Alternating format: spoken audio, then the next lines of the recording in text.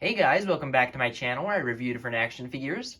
I've been gone for a while and I've decided to return. So we're going to kick it off with the McFarlane Toys DC Multiverse Bizarro.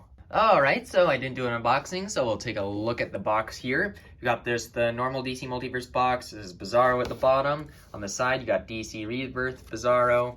On the back, you've got the picture that's also on the trading card, as well as other figures in this DC Multiverse line. On that side, you got Bizarro again. On the top there, not too much. And then on the bottom, you've got the barcode as well as some other word stuff. And so yeah, there you have it for the box. Then we'll take a look at the accessories. And so first you have the stand, which is just the normal DC Multiverse stand, all in black, circle, got the pegged up the figure stand up, as well as a small DC logo. Would have preferred a flight stand, as you know, if you've been watching my videos for a little bit. I like flight stands with flying characters, which it just makes more sense. And then next you have the trading card, which again has that same picture that was on the back of the box. And then on the back here, you've got the source, real name, height, weight, and a small bio that if you'd like to read, you can pause the video now. And then he comes with two different pairs of hands. And so the first set is some fists, which look very nice. They've got gray paint all over them and just look very nicely sculpted.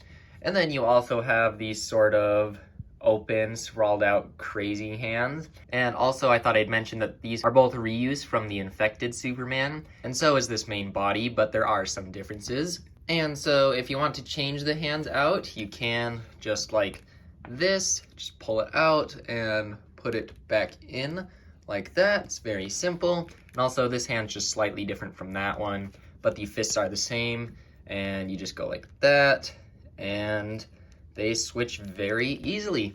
So yeah, there you have it for the accessories of this figure. Okay, and now we'll take a closer look at Bizarro. And so he has a really good face sculpt on here, very nicely painted with tons of detail in there. And you can see all these scratches and sort of rocky texture on him. You've got this little vein popping out on the side of his head, which looks very cool. You can see his eyes are painted right there very nicely. His teeth, nice white there.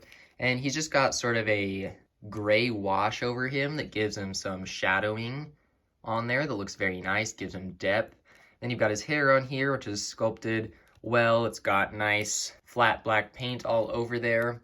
And for the other skin parts on here, I noticed it's kind of flat. It doesn't have that same sort of shadowing and gray wash on there, which I would have liked to see because it kind of looks a little odd. If you look on the back of the neck, you can see the difference a lot better. So I would have liked to see a little bit of wash just on these other skin parts, but it doesn't look too bad. And then you've got his cape, which is all new. It looks very nice. Ton of wrinkles all over. It's kind of got a little bit of a leathery texture on there.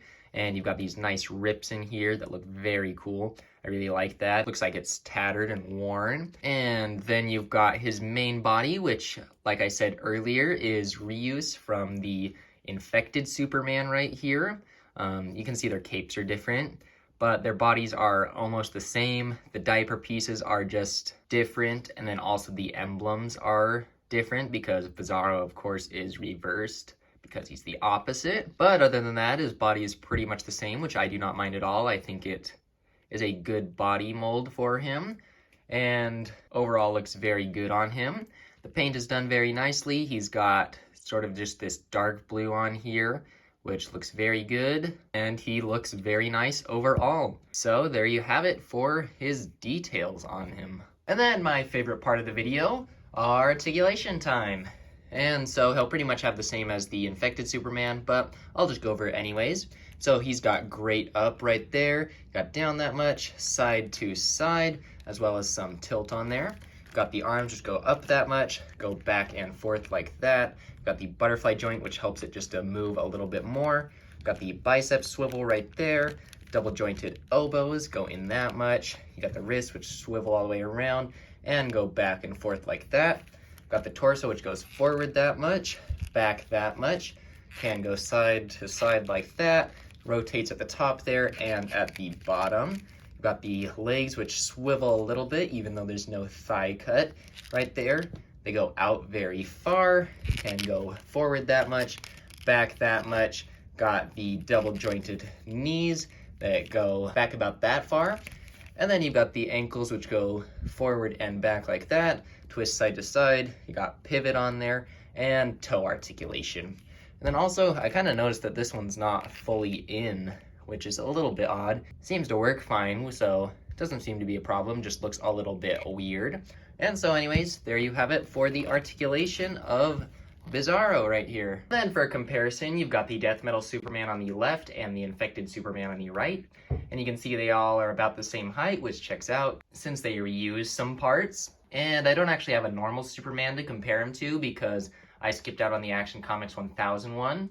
But I will be picking up the new Rebirth one, which is hitting stores now, I think. And he looks pretty good, and I think he'll become my new main Superman. And so that'll be pretty good.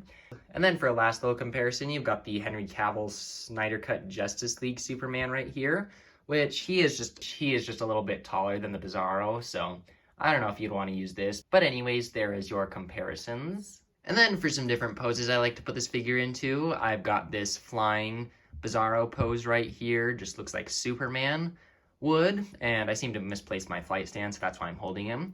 But he looks pretty cool like this, just a nice classic flying pose for him. And then here's Bizarro in a confused sort of look where he's scratching his head just because he's kind of a dumb character and not really smart at all. So I think this fits the character well. And then here I've got Bizarro showing his strength here by holding up this Batmobile. And I thought that's just a cool pose, and it's kind of homage to this Superman comic where he's holding up the car on the cover. And so yeah, there you have it for the poses. Alright, so overall this is a great figure, and I'm really happy with how he turned out. I do not mind the reuse of the Infected Superman at all because I really liked that body, and I thought it was a good Superman body for him. So I'm just really happy with him. His paint turned out great. Could have just used some on that neck and his hands to give him a little bit more matching to his face there.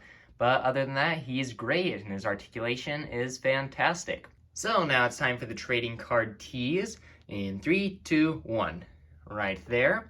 So comment down below what the next figure review will be. And I hope you enjoyed this video, and if you did, please like and subscribe. I really appreciate it.